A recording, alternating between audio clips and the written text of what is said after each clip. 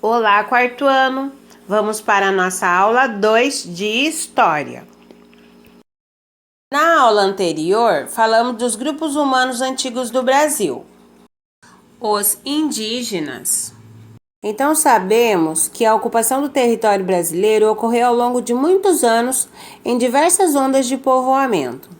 Nessas ondas de povoamento, teriam chegado os grupos humanos que deram origem aos povos indígenas que vivem hoje no Brasil. Trabalhamos a forma de como eles se tornaram sedentários e praticavam agricultura, entre outras atividades. Vamos falar então dos primeiros habitantes do Brasil, os indígenas. Então, vocês conheceram na página anterior alguns dos povos que já sabiam produzir cerâmica no passado e que viviam nas terras que hoje formam o Brasil. Esses povos eram os antigos povos da tradição Tupi-Guarani, os antigos povos da tradição Itararé, os antigos povos da tradição Marajoara e também os antigos povos da tradição Santarém ou Tapajós. De modo geral, aqueles povos, bem como outros grupos humanos antigos que aqui viviam, deram origem aos diversos povos indígenas no nosso país. No ano de 1500, os portugueses chegaram às terras que hoje chamamos de Brasil. Aqui eles encontraram diversos povos indígenas. Estudos indicam que por volta de 1500 havia entre 2 milhões e 4 milhões de indígenas nessas terras. Entre esses povos destacam-se os Tupinambá, os Guaranis, que chamamos de Tupi-Guaranis, que juntos chegavam a mais de 2 milhões de indivíduos. Havia ainda muitos outros povos como os Tremembé, os Potiguar, os Bororô e os Caeté. Essa é uma imagem de uma mulher com uma criança dos povos Tupi-Guaranis. Os modos de vida em 1500, a maior parte dos povos indígenas viviam da caça, da pesca e da agricultura. Os indígenas eram ótimos agricultores e domesticavam plantas selvagens.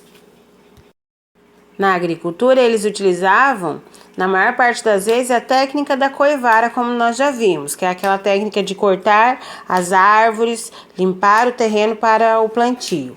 Eles também produziam ferramentas necessárias para o seu trabalho e para o seu cotidiano, como arco, flechas, cuias, canoas, machados, entre outros utensílios. E ainda construíam suas próprias moradias, sabiam tecer, produzir objetos de cerâmica, usando palhas, faziam cestos, esteiras, redes. Ainda os povos indígenas utilizavam penas e peles de animais para enfeitar o corpo, principalmente em dias de cerimônias. Muitos deles desenvolveram técnicas aprimoradas de pintura corporal. A pintura corporal é uma técnica de arte que os indivíduos utilizam para pintar o corpo com tintas extraídas da natureza. Responda ao quadro verde para tia Cris se é verdade. Os povos indígenas do passado utilizavam quase sempre a técnica da coivara para plantar. Eles usam essa técnica até hoje e respeitam o meio ambiente, agindo com cuidado para não estragar as raízes e o solo. Será que é verdade? Os indígenas sabem respeitar a natureza, né, pessoal? Essa página vai falar de como era a organização do trabalho indígena nas aldeias. Olhem que interessante, os homens eram responsáveis pela caça, pesca e pela derrubada das árvores e também pela construção das moradias. Já as mulheres eram responsáveis pelo plantio, pela colheita, pelo preparo da comida e pelo cuidado com as crianças. Então havia uma divisão de trabalho entre o homem e a mulher. Muitos aspectos desse jeito de trabalhar estão presentes até hoje na vida dos povos indígenas, em especial daqueles que vivem em aldeias e terras indígenas. Mas e as crianças? As crianças aprendem desde cedo as tarefas do dia a dia, e é muito comum ver uma menina ajudando a sua mãe ou um menino acompanhando seu pai em seus afazeres. Elas costumam construir objetos iguais aos dos adultos, mas em miniaturas. E aí temos uma oca em construção na aldeia de Camaiurá, Parque Indígena de Xingu, que fica no Mato Grosso. Atividade no quadro verde, é igual ou diferente? Vocês acham que o seu cotidiano é igual ou diferente do cotidiano das crianças indígenas nas aldeias? Olha só, vocês ajudam a mamãe e o papai desde pequenininho a fazer as atividades do dia a dia? Um exemplo, as meninas, elas ajudam as mamães desde pequenas a limpar a casa, lavar a louça, arrumar o quarto, varrer o terreiro, dobrar roupa. E os meninos saem para trabalhar com o papai? Seja no escritório, seja no comércio. Então, pode-se dizer que sim, em alguns aspectos. Eu quero saber quais. E sobre a arte? Bom, a criação artística fazia parte do dia a dia dos povos indígenas do passado. A arte estava presente na construção das moradias, na confecção das vestimentas, enfeites, dos adornos, e até hoje é assim. Então temos aqui uma atividade já, olha. Os dois textos a seguir falam sobre o cotidiano de arte e de trabalho em uma aldeia pataxó da atualidade. Então eu quero que vocês leiam esses dois textos para vocês entenderem um pouquinho como ainda é o cotidiano de arte de trabalho em uma aldeia pataxó da atualidade. Pausa para a leitura dos textos anteriores.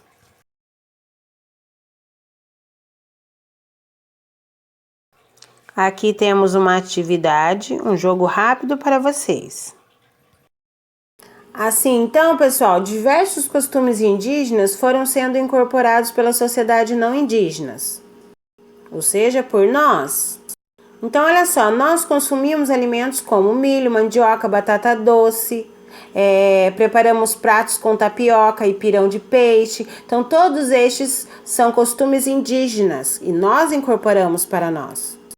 Acrescentamos estes alimentos no nosso dia a dia, no nosso cotidiano. Outros exemplos de nossos hábitos e costumes são o uso de redes e práticas de tomar banhos diários. Os europeus de antigamente não tomavam banhos todos os dias. Isso é uma prática dos indígenas. E existem também muitas palavras de origem indígenas na língua portuguesa falada no Brasil, principalmente as palavras de origem tupi-guarani. E aí nós temos alguns exemplos. E vocês têm o desafio de encontrar duas palavras de origem tupi-guarani citado nessa página, que são nome de lugares. Escreve do ladinho aí para a tia Cris. Falando em tupi, hora da leitura. Então vocês vão ler o texto aí para a tia Cris e vai responder essas 3 perguntas aí.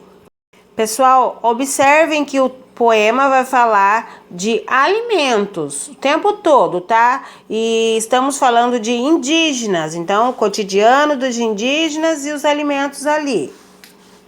E também fala do recipiente onde eles armazenam os alimentos para consumo. Nessa atividade, nota que o velho está contando histórias para as crianças. Histórias para eles são mitos. Os povos indígenas do Brasil têm sempre em comum a contação de lendas. E aqui tem a ver com os seres e astros, como estrelas, lua, céu e os próprios indígenas. Então, olha só, por que os velhos contam histórias para as crianças? Essa é uma maneira deles repassarem aos mais jovens os conhecimentos e os costumes do seu povo. E para finalizar, com calma, paciência, vocês vão realizar essas atividades para a tia Cris da página 16 e 17, porque esse conteúdo tem a ver com a primeira aula e com a segunda aula, então é necessário que vocês façam, tá? Essas atividades. Vou deixar a página para que fique mais fácil de vocês realizarem a atividade. Lembrando que essa número 5 tem a ver com esses mitos e histórias que a tia Cris acabou de falar da página 15. Um beijo bem grande no coração de vocês.